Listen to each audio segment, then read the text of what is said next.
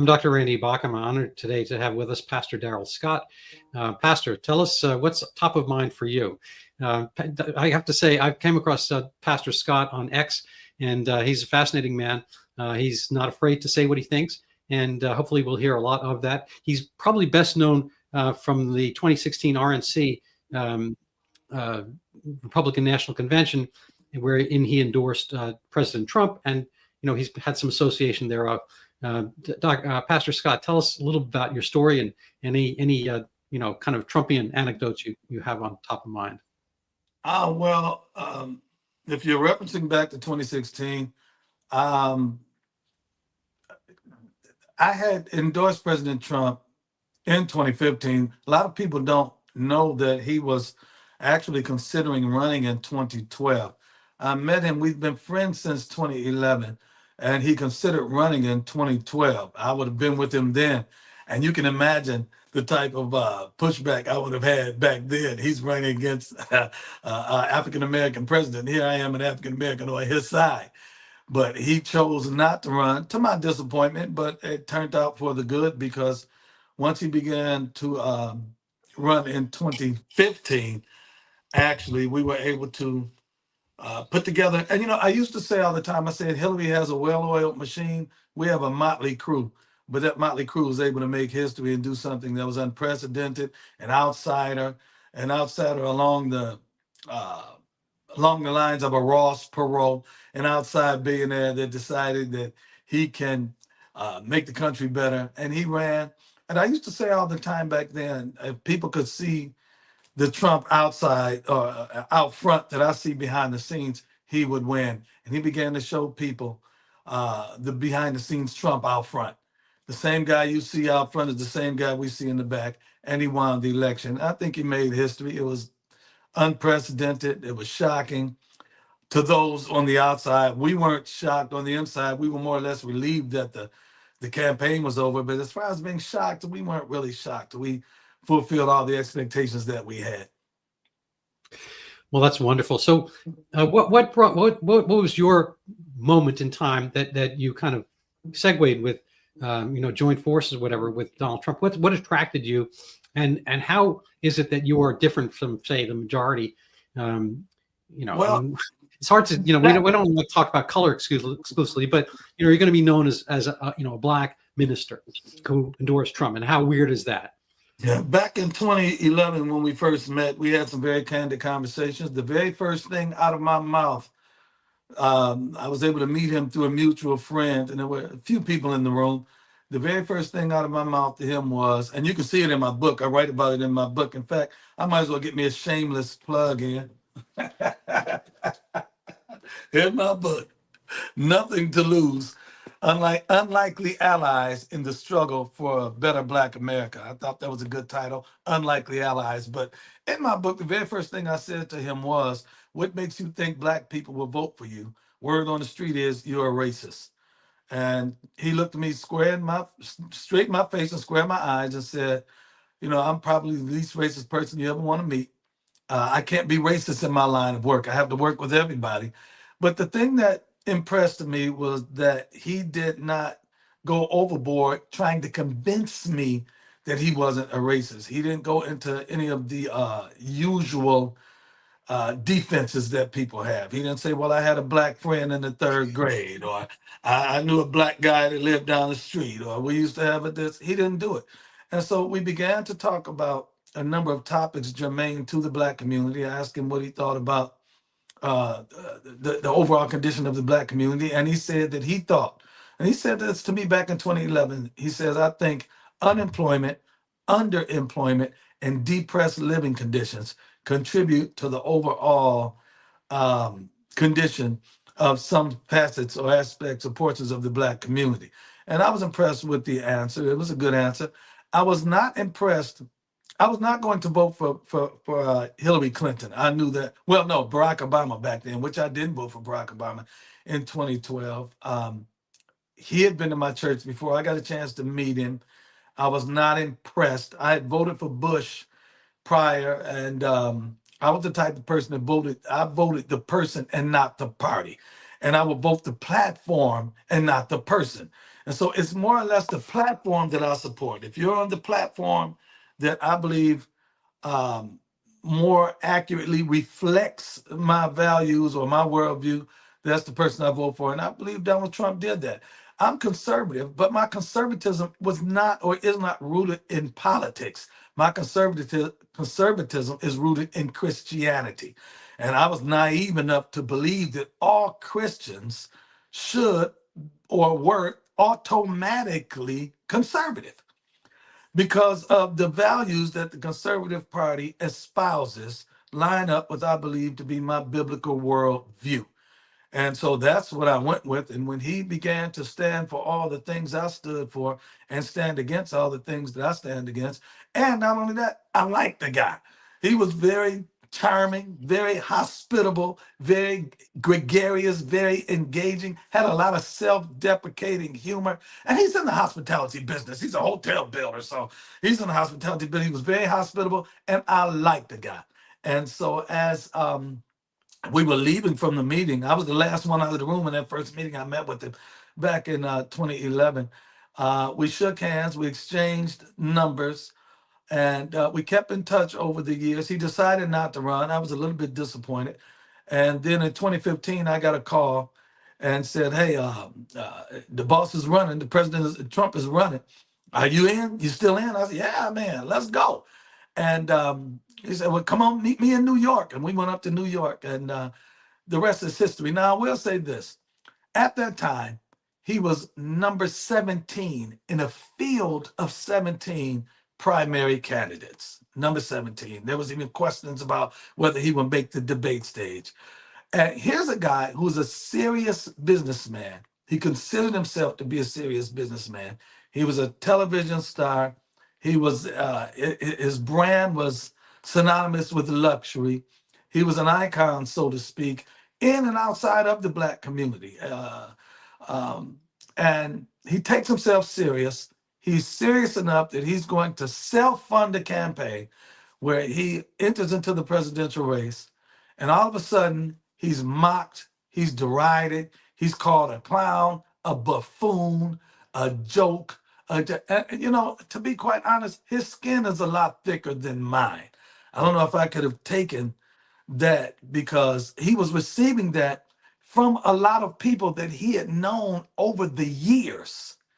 And I received that in a measure from those in my community and then a lot of my colleagues that began to call me a coon or an Uncle Tom or a sellout.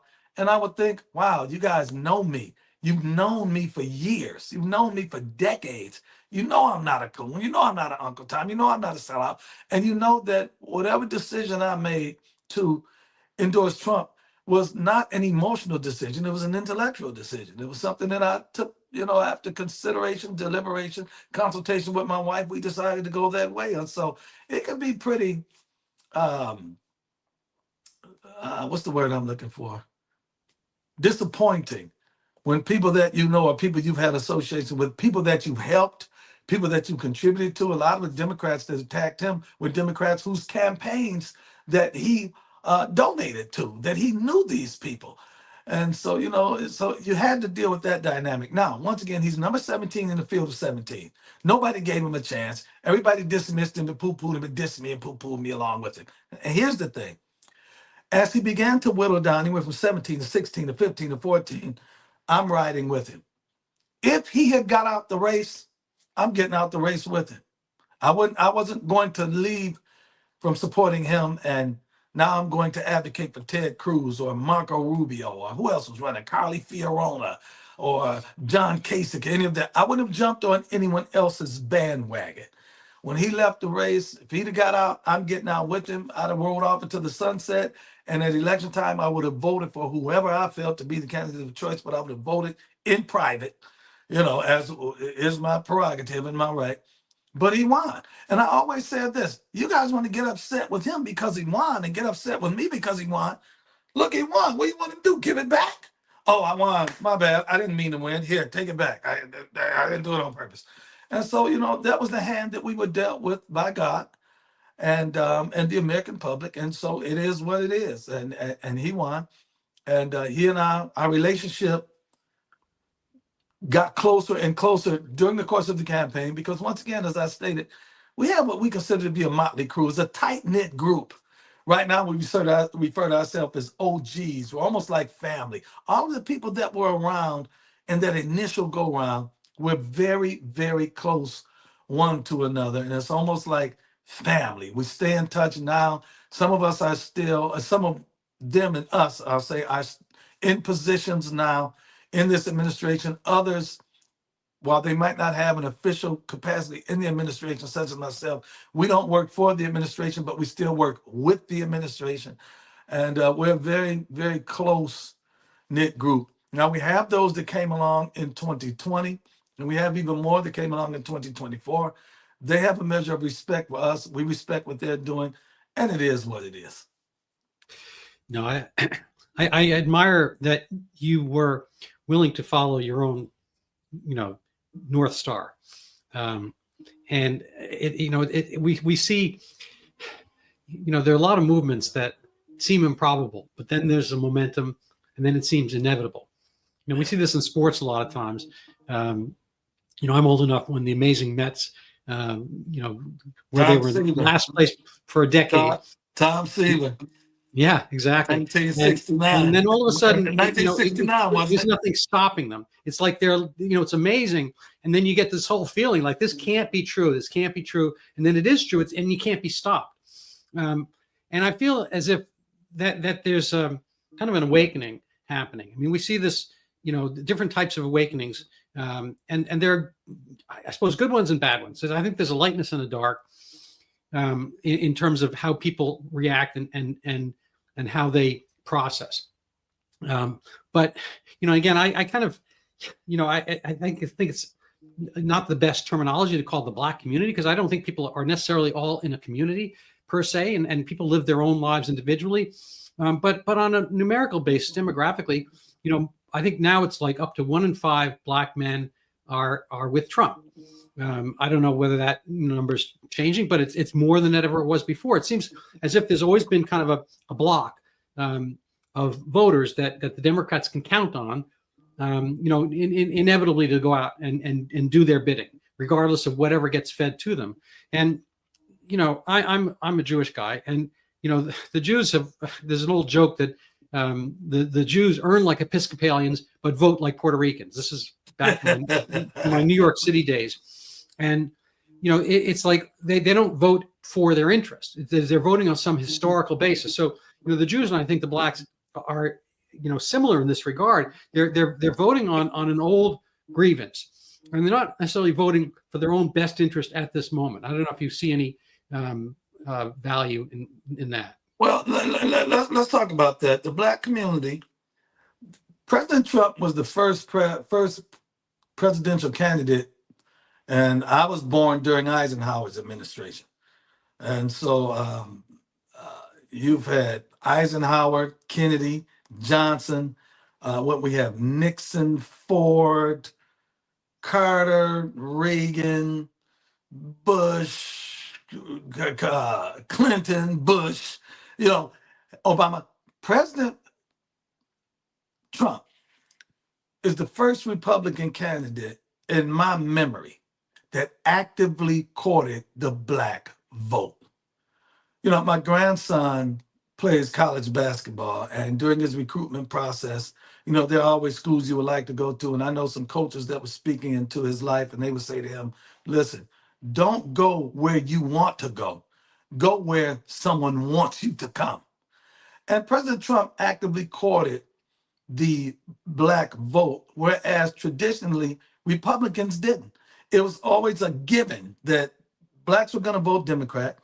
Our support of the Democratic Party is rooted in the civil rights movement, because the Democrats were more vocal in their support, even though behind the scenes the Democrat politicians did not endorse the Civil Rights Bill of 1964, which some Republicans have said that the Democrats were right in not supporting it, because you had a call from certain high-profile Republicans recently that stated that the Civil Rights Bill should not have been passed. But, we became sentimentally attached our fathers did. My father's generation became sentimentally attached to the Kennedys and their sentimental attachment to the John Kennedy, then Robert Kennedy, then their proximity with Martin Luther King, and then when they were all three assassinated, it made an emotional mark on the Black community that our fathers passed down to us, and we in turn were passing it down to our children. And here's another thing.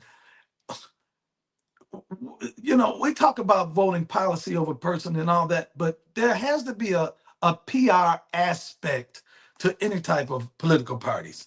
And for PR's sake, the Democratic Party seems more sympathetic to the plight or the distress of the Black community, vocally or externally, than the Republican Party does. Do you get what I'm saying? Now, if you're sitting there hurting, and oftentimes when we were growing up, when we were hurting, we just wanted mama to kiss it, and it would make the hurt go away. Whereas my father is sitting there trying to analyze, well, why are you crying? Well, why does it hurt? Well, I mean, it hurt, but what are you crying for? I don't want to hear that. What am I crying for?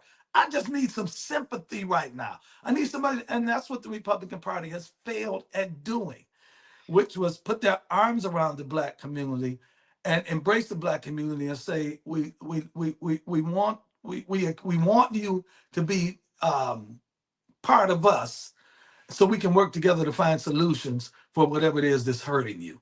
And they don't seem to do that. It's always some finger pointing and all this per capita. And, you see all these statistics on social media all the time, but Black people do this and Black people do that. There's always some anti-Black statistics and they trot out per capita, but they do that as if the wrongs of the Black community absolves the wrongs of the white community. Somebody said to me, well, the Black community commits 50% of the crimes, certain type of crimes. And I'm saying, okay, let's deal. You want to eliminate 50? Who's committing the other 50%? If you got 50% Black, 50% white, and you're white, shouldn't you try to deal with the 50% of crime that the white community is committing instead of keep pointing fingers as if the Black community is sinful and the white community is sinless? And so that's, for optics' sake, the Republican Party does not present good optics for the Black community to embrace. However, President Trump did and does. He's been proactive. I made a statement some years ago that came under fire. I said he's the most pro-Black president in my lifetime. And like I said, I was born under Eisenhower's administration. And then, what do you mean? How you say that? I said, when I say pro-Black, I'm saying pro in the sense of proactive. Most of the initiatives for and towards the Black community have been reactive. But President Trump came along with initiatives that were proactive, that they were not the result of civil or national distress or unrest. He came out of the blue and just did things for the Black community that kind of took the Democratic Party by surprise. No, you've got some really amazing stuff there. I want to go back to a couple of things. First of all, are you in the Cleveland area? Yeah, Cleveland, Ohio. Okay, so you've heard of this guy, basketball player, starts with an L, like LeBron James. LeBron, yeah. Uh-huh. So I have some interest in LeBron James. I brought him up in one of my writings, and I want to kind of touch on the part you talk about the mother and the father. Where the mother will kiss your wound away and the dad has a different kind of perspective on it. So I don't want to lose track, but basically three things. First of all, I think you're actually looking at something bigger between the Republican and the Democrat parties. And if we were going to ascribe mom and dad on each of them, I think the Democrat Party is the mom party, the mommy party, and the Republicans are the daddy party. So daddy's a little bit rougher and tougher. One of my favorite, he's now passed away a few years, P.J. O'Rourke is one of my favorite comic political writers. He's a very funny guy. He wrote for the National Lampoon, I think. He said, he's got a good quote about Santa Claus, and I'm not going to get into it, but basically, the Democrats are not just the mommy party, but there's a Santa Claus party, and the Republicans are like the God party. And so, Santa Claus will give you things. Your mommy will look after you and ask how everything is. But your daddy and or God are more concerned about whether you measure up.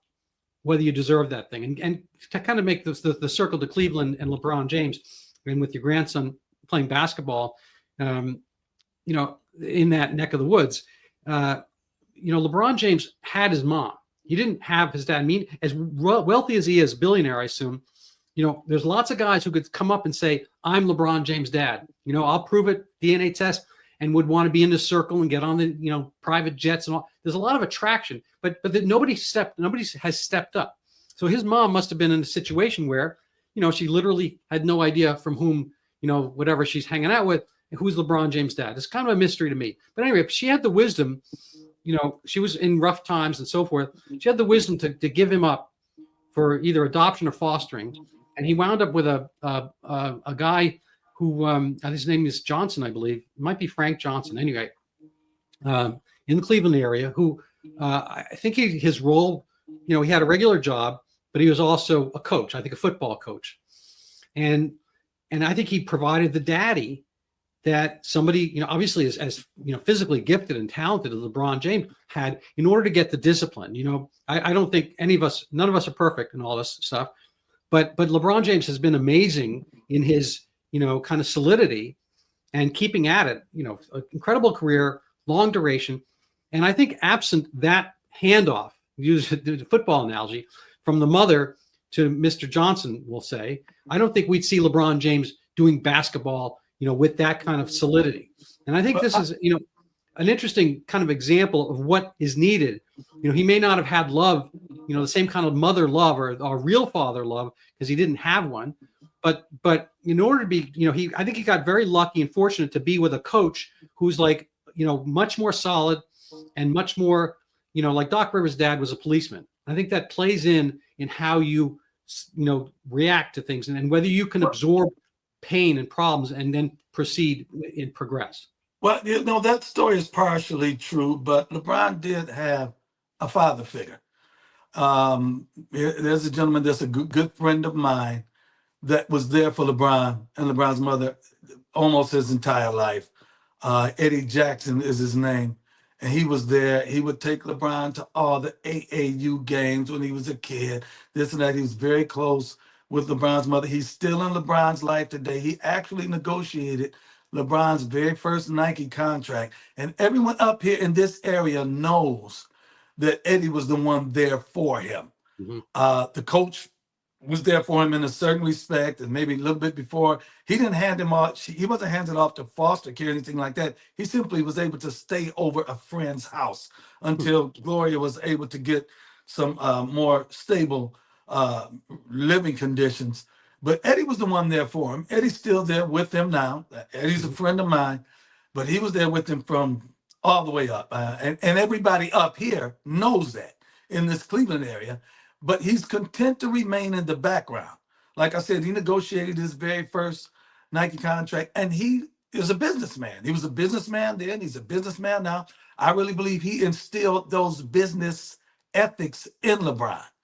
That LeBron is just as good a businessman as he is a basketball player. And so, he is. I mean, I remember when he first came in as a rookie, that he said then, I'm going to be a billionaire. And he's one of the NBA players that took his brand and turned it into $1 billion brand. It's probably the most valuable brand in the NBA right now, second only to Jordan. And so he's been pretty successful, but he's had mentorship and guidance along the way. And so, it is what it is. Now, as far as you stating that the Democratic Party being Santa Claus, I'm not all the way in agreement with that, because I think that's a misnomer that the Black community's detractors use against us, because there's more white people on welfare than there are Black people. Per capita or not, there are more white people on welfare than there are Black people. There's this contingent that acts as if welfare is exclusive to the Black community. Like the only American citizens on welfare are Black people. And that's not true. There are more white people, and I understand there's going to be more because there are more white people in America. But the Republican Party tries to act as if the only people in America that are on welfare are Black, and that's not true. That's number one. Number two, there are a number of white Republicans on welfare. So can we say that the policies failed them, but they work for the other Republicans? Owsley, Kentucky, per capita is 98% Republican, and they have more. There are more SNAP and welfare recipients in that county than there are in any other county in the So, country. so, So so, so let's leave color out and talk about values. What does now we welfare leave color mean? out. A minute ago we brought color in. Now we got to leave color out. Oh well, no, we can. I do it as we like. Yeah. I think that Let me you know. say this about values then. The Black community is probably more conservative than people think. I'll say it that way. No, I We are agree. I we mean, are historically it conservative. was. When you think about it, we're conservative by nature. You know, when people try to act as if the Black community is nothing but a bunch of stray dogs sowing seed and spreading their seed around, and it's a bunch of community full of mothers without fathers. Here's the thing: just because a Black father is not married to the Black mother, or just because the Black father is not in the Black home, it doesn't mean he's not in the Black kid's life. I know a number of people who had babies out of wedlock when they were in high school, when they were this or that. And I know some guys that they've been in their son's life, leading and guiding them. I know some sons that are very successful, that their mother and father weren't married, but their father was in their life. I know people even now that have strong fathers in their life, even though their father might not be in the home. And when we talk about single parenthood, we automatically think wedlock. We don't think about divorce. There's a large divorce rate in the white community, and which results in a single parent home. But because that father is still in the life, they try not to measure that or count that when Well, they're fine. doing these single parent home statistics. Well, of course. I mean, I don't want to. I do think that it comes down to values, But there are some numerical indices that indicate differences. And I think if we look at like the life expectancy, which is just say a single number, and it varies over time. It varies from place to place, and it varies. I think it's much more situational. I don't think it has anything specifically to do with race.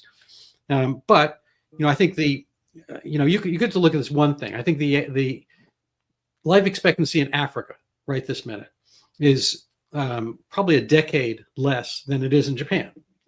I don't think that's disputable. I'm actually have a book coming out soon on cancer and the way people approach it, and they approach it a lot of times blaming themselves and so forth. So I've looked at these statistics, and the cancer rate in Africa is actually very, very low. And its cancer rate's much higher in Japan.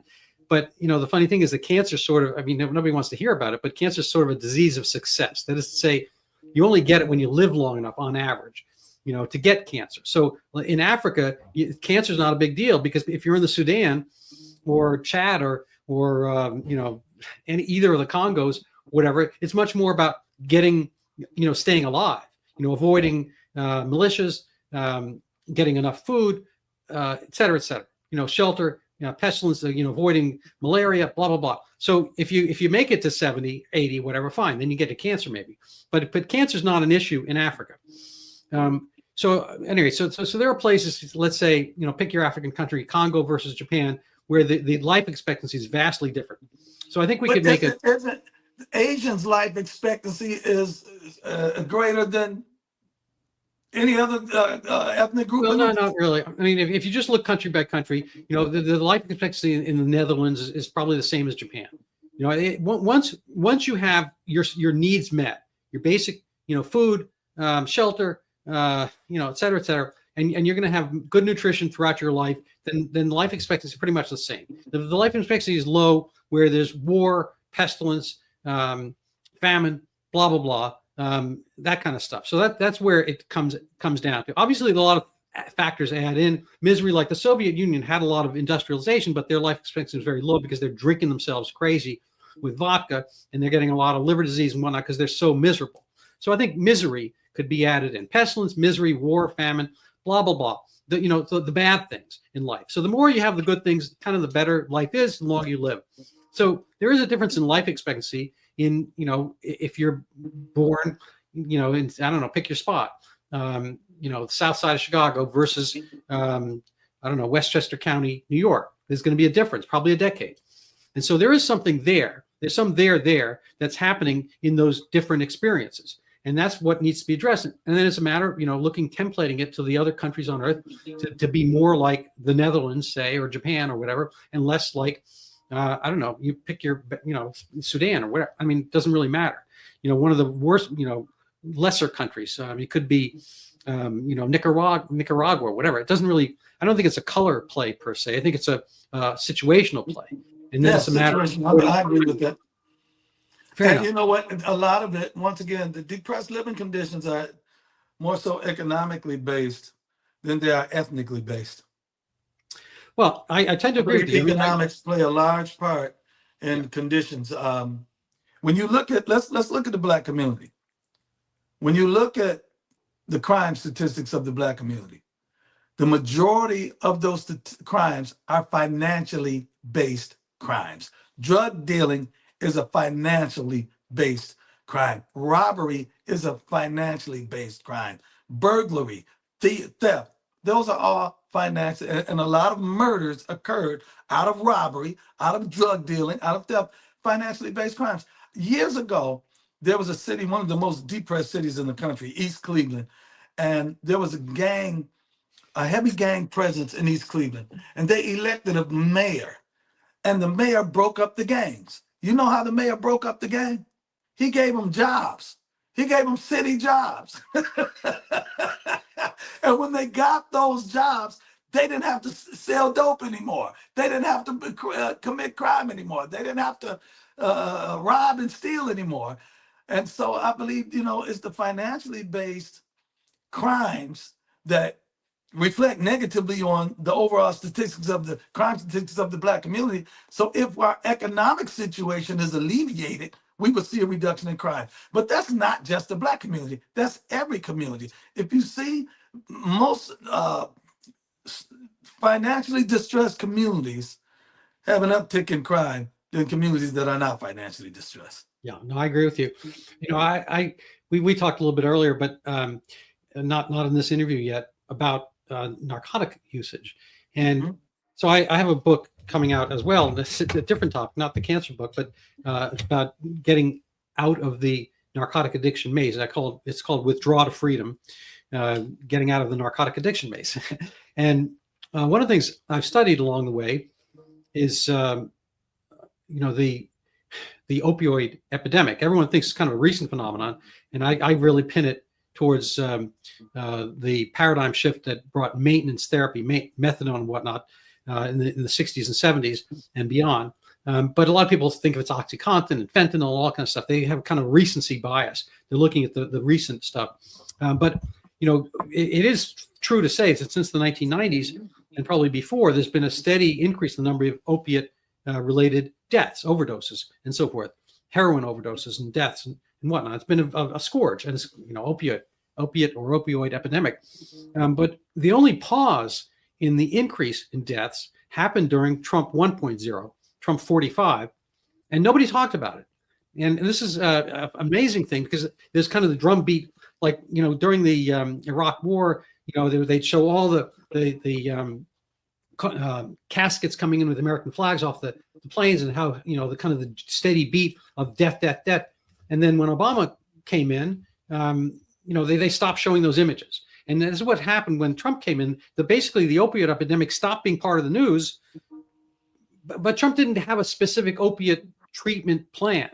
He didn't have anything in the works. Oh, we're going to tackle, we're going to have a war on opiates. He didn't do any of that. He's kind of doing it right now, with the Venezuela, drug boats, but that's a separate thing. So he has kind of a literal war on drug dealers and whatnot, drug conduit. But at the time, what happened was that people are using OxyContin, overdosing, because they're miserable. These are deaths of despair. And Trump's magic wand was getting the economy better. And he put this, kind of speaks to your point. People had jobs and they have meaning. Most of drug overdoses are guys, and most of the crime is guys. Men kind of need church more than women do, in a sense. Women may go more, but men need it more because they have a lot more power and force. They have the ability to do havoc. Jordan Peterson talks about being a dangerous man. He says you're not really worth being a man, unless you have the possibility of danger. You can show restraint. That's godly to show restraint. But if you're weak to begin with, you can't do anything. It's not showing anything to the fact that you're peaceable and whatnot. That's just weakness. And really, manly strength is being able to have force in the world and knowing when not to use it and stepping back from it. And that's what, kind of the re-industrialization of the Midwest under Trump 1.0 affected. It actually, leveled, and a lot of places dropped the number of opioid deaths because people didn't need to do it. Unfortunately, COVID came along and then was back to despair, and then the number spiked again. And so we see kind of this economic and how would you put it? Kind of the enterprising aspect of human life. And guys in particular, if they don't have that kind of, if you put a hamster in a cage by himself, he's miserable. You put a little spin wheel and he's like running around, he needs to have something. There's actually a guy I'm interviewing, hopefully soon, psychologist, PhD, Dr. Bruce Alexander, who came up with this concept called Rat Park. And people thought that people were doing drugs just because, they're doing drugs, they're caged and whatnot. And the rats, I think they're talking about the rat experience where you put a little bottle of cocaine or heroin and they'll just take that till they die. But he gave him a rat park, and he had a lot of other things going on. He had greenery, he had trees, he had other rats, rats like rats, and he had the spin wheels and he had gymnastic things, so it was like a big open area. They were still encaged, and they had the heroin and the cocaine bottles there, and nobody did it because they had a kind of an other things to do. Yeah, so I think that's kind of, insofar as we all have cages around us, we have circumstances and whatnot, it's whether you have the desolate, despairing version, or you manage to populate it, decorate it, socialize, the aspects where we can engage with each other. And that's, I think the spiritual part of all this problem. Yeah, I agree with you. And I love that the rat part narrated. But I agree with you. Oftentimes people self-medicate out of emotions, conditioned-based emotions. And oftentimes people can't deal with whatever their circumstance or situation is in life the way they would enjoy dealing with it. And so we'll try to numb ourselves to it in order to cope. And oftentimes drug abuse is a coping mechanism. You understand what I'm saying? Mm-hmm. That people do this to cope. And then you get those that began recreationally and couldn't put the lid back on the bottle. Here's the thing. A lot of it is also based on our social perspectives. America would accept a liquid high while we reject the dry high. There are so many. I mean, to be quite honest, probably half the politicians in Washington, D.C. are alcoholics. They'll leave the Capitol, they'll leave their day job and get drunk till they go to sleep. I mean, I can tell you, I've been in some political circles. And I remember one time I was in a circle, and their liquor bill that night was up to $28,000. Nobody was talking about how this money could be used to help the poor or anything like that. Liquid highs are acceptable. Dry highs are unacceptable. So we'll look down on the drug addict that we'll call the drug addict or the drug user or abuser, and look up to the alcoholic. And so it's a matter of perspective. Many people, there's many people suffering health problems. Many or more people suffering health problems from alcohol than they are from opioids. Yeah. Well, I think there is a categorical difference. I think that I think it speaks to kind of the social aspect. Yeah. People go to the bar, they play darts, they're watching the game, they're with each other, and alcohol is a social lubricant. I mean, how many of us might not be on this planet, but for somebody having a drink and I don't want to pop the question to her, I can't ask her out, whatever. But people have and they drink that liquid courage. Yeah, exactly. So I'm not sure how many of us would not be here but for our parents whatever, meeting each other at a party or wedding, But whatever, think and about being this. able to, Think so about I think this. that persists. I Think think about that, this. Think about this. Alcohol probably contributes to so many deaths that America does not look about. How many DUI deaths?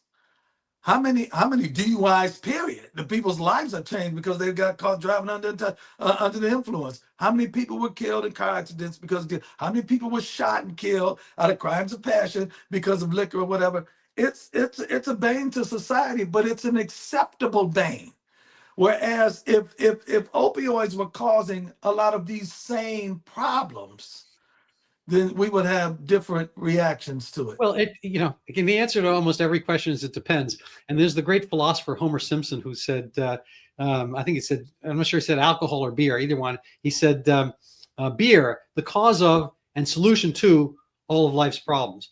So, I so like that's a good one. But there are societies that are dry, in the sense of no alcohol. I mean, the Islamic Republic of fill in the blank. Whether you're in Syria these days, or Iraq, or Iran, or Saudi, or again, fill in the blank.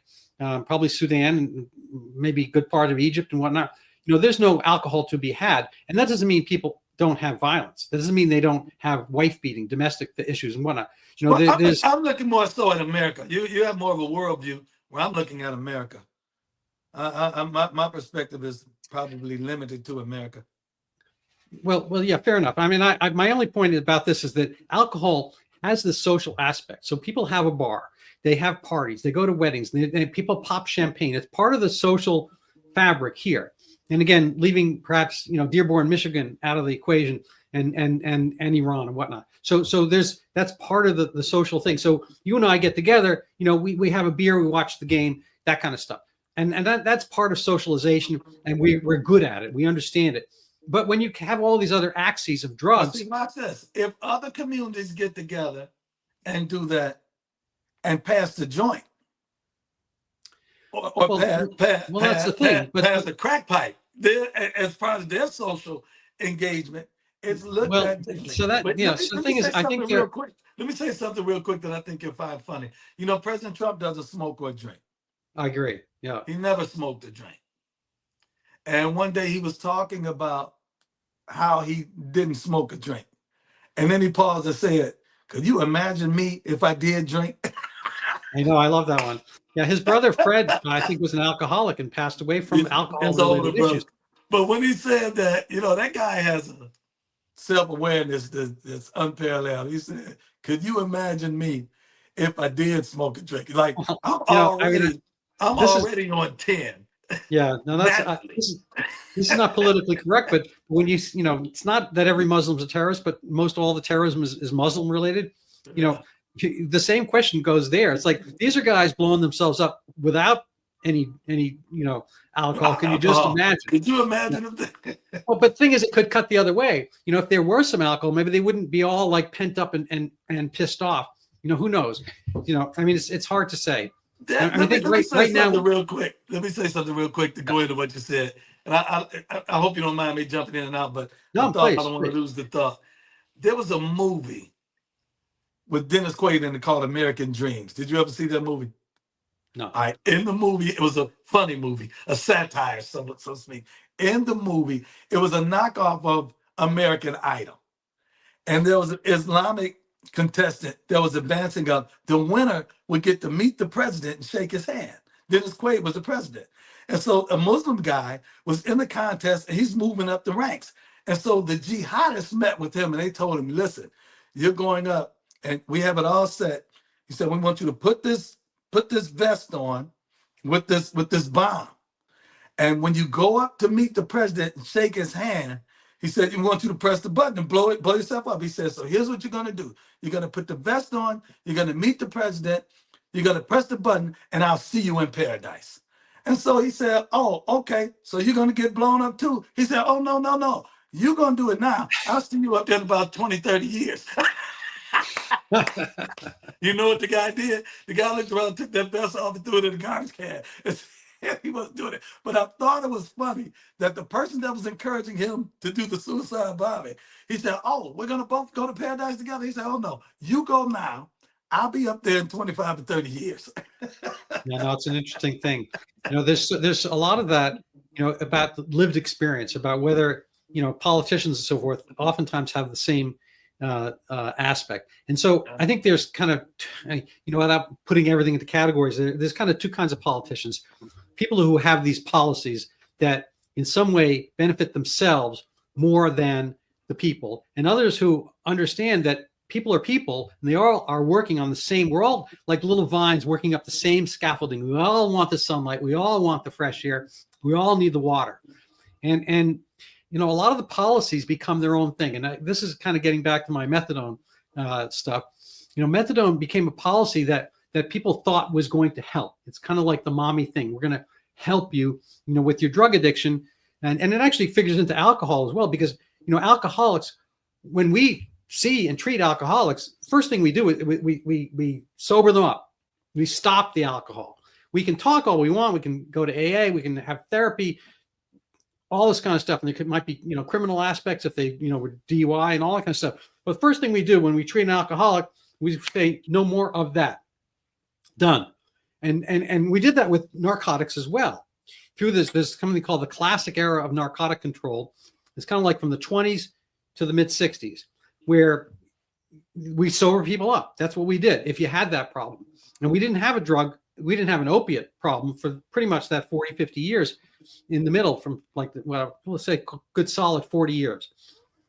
And then this paradigm came along. It's thought of by brilliant people, Rockefeller University, New York City. And they said, oh, you know what?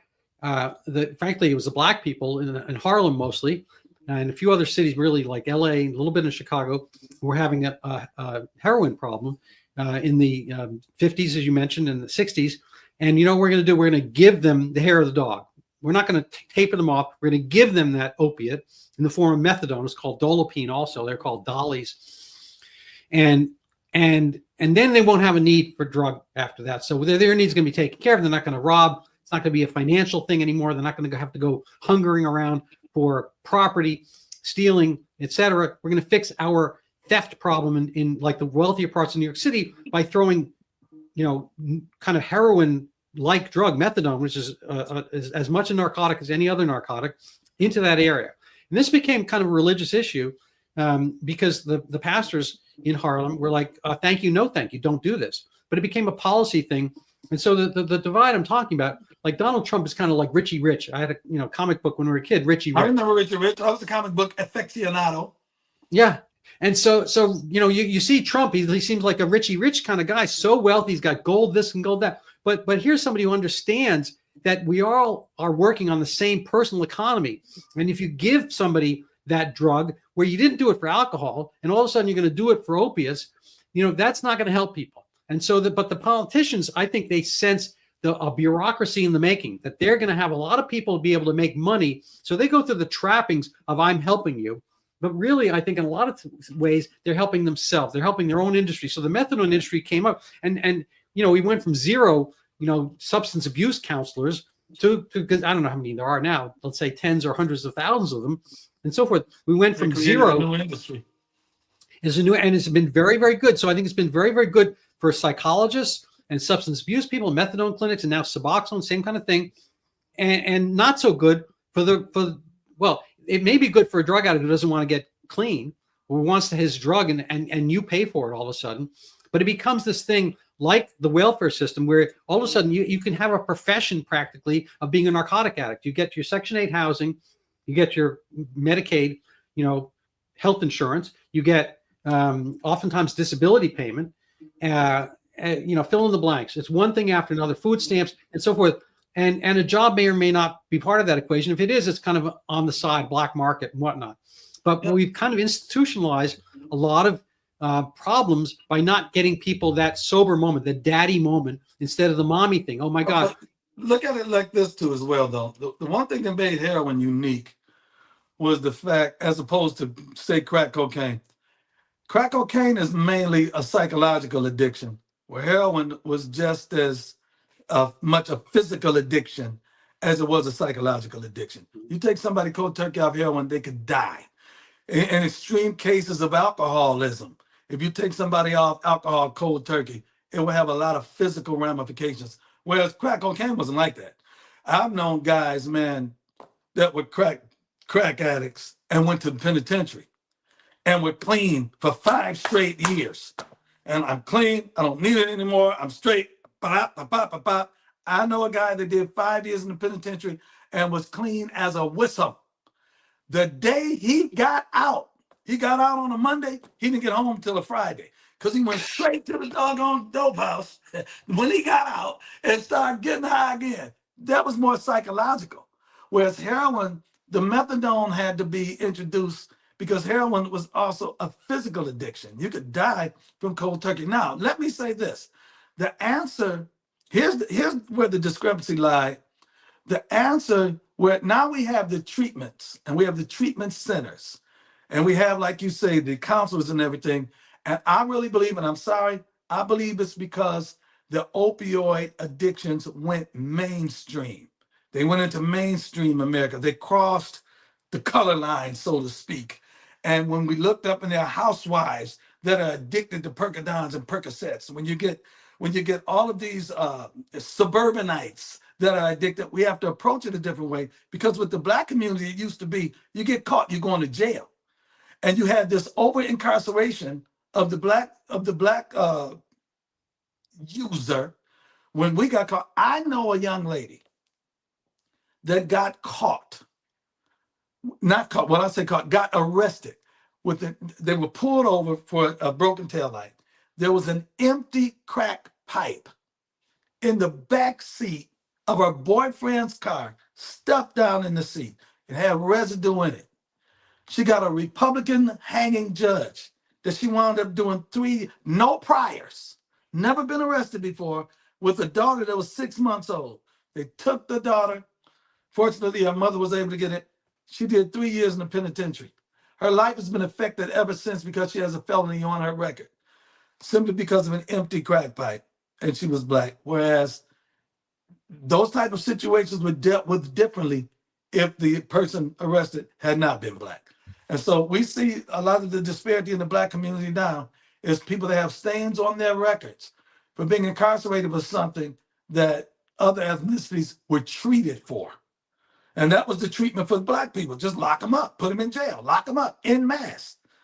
And so, and once again, that contributes to the overall disenfranchisement of the Black community now. We talked about fathers not being at homes, and you have Democrats complaining about families being separated. More families were separated from more Black families were separated, fathers taken out of homes because of indiscretions like that, than they are illegals that were being separated from kids at the border. Yeah.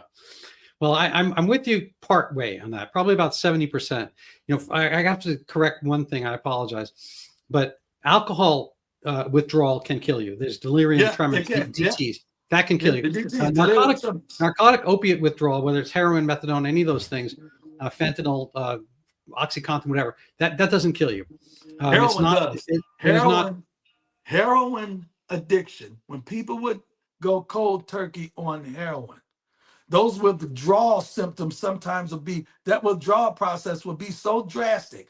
The addiction was so physical. They were so physically addicted that the withdrawal process, they could actually die in the withdrawal from the withdrawal symptoms. Well, yeah, it wasn't widespread, but I think look, anything can happen to anybody. I'm not going to say never. I'm not going to say zero. But let me put it this way then. If you take somebody off of crack, cocaine, or whatever, they won't have physical withdrawal problems. Whereas on heroin, they would. Yeah, no, I agree with you there. I mean, the funny thing is these, the reason heroin and so forth is so addictive and so pleasurable is it's actually, we make a molecule in our own brain, which is very similar. They're called endorphins, actually named after morphine. So we found morphine first, and morphine is named for God's demigod, or Greek demigod Morpheus, puts people to sleep. And so opiates, same thing, similar word, dreams and whatnot. But the reason we like, I mean, the poppy plant came up with this because it wants animals to eat the thing and then poop the seeds out and whatnot. So plants make themselves attractive. You know, we have fruit, and whatnot. The plant is doing this as kind of a sacrifice, like a loss leader for business, you know, a sale. It's like, here, eat this great thing. It's delicious, an apple, and you eat it, and then you eat the whole thing because you're just an animal, squirrel, or whatever. You eat the whole thing, and then you go somewhere else and poop the seeds out, and then the plant gets to be somewhere else. And so that's the way of the plant moving. And so poppies and there's all kinds of plants and animals that do all kinds of things to benefit to create the kind of the conduit, the DoorDash they need to carry on life. And so the poppy came up with this. I mean, they don't have brains, but biology, whatever. And they made this stuff which is really pleasurable. It's a morphine substance, opium. And so that you'll eat the whole thing and poop out some of those tiny seeds somewhere else, and you have a good time in the meanwhile. So all kinds of animals will find these plants, and there's all kinds of plants with mood altering aspects that we get cocaine from plants, we get coffee from plants. So the plants do this, and we wind up eating it because that's fun for us. Okay, fine. You know what? I'm sorry. It's been an hour. Time flies when we're having fun. I've got my people standing there asking me how long we're going to be. Why don't we pick this up? Can we pick this up? That'd be great. I really enjoy speaking with you. Because we've only scratched surfaces so far. We really haven't got into what we want to get into. Can you send me a reschedule and we do part 2? Yeah, absolutely. I mean, I'm talking about very soon. It's been a great pleasure, Pastor Scott. And people can find you on X at where? What's your Pastor D. Scott. All right. So it's been lovely. Hang around for 1 minute afterwards, and we're gonna thank you so much for being with us today. Listen, thanks for having me. I've had a great time. I could talk to you for more than 1 hour. But once again, I'm serious. If you can contact me, we can set up this. We can do part 2 of this, and we can get more into politics, Trump, a lot of his things like that. All of this today was probably just our prologue. I appreciate that. It was our preamble. All right. That's been lovely. Thank you so much, Pastor Scott. So hit me up, and we'll set it up. All right. God bless you.